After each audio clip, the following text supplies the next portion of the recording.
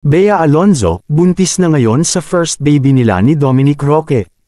Isang source ang nagbahagi sa media na may paparating na blessing sina Bea Alonzo at Dominic Roque.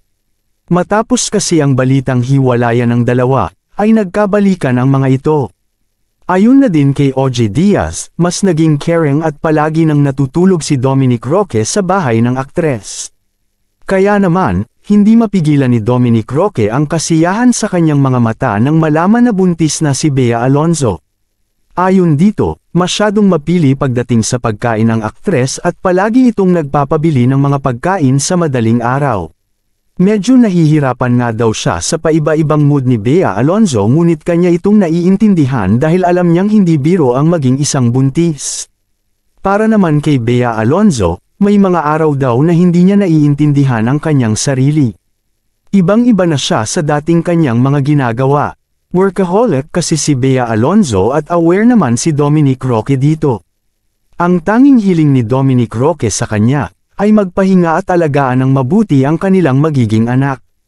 Sa ngayon, ito pala ang sinasabing naging sanhi ng kanilang di pagkakaintindihan.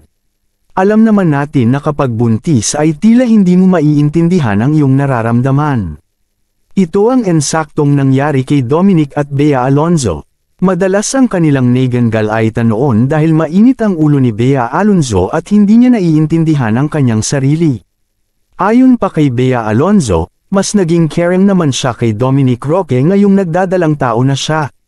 Excited na daw silang makita ang gender ng kanilang magiging anak at hindi na sila makapaghintay na ipakita din ito sa kanilang mga pamilya. Sa ngayon, hindi muna nila iisipin ang kanilang naudlot na engagement dahil makahihintay naman daw yon.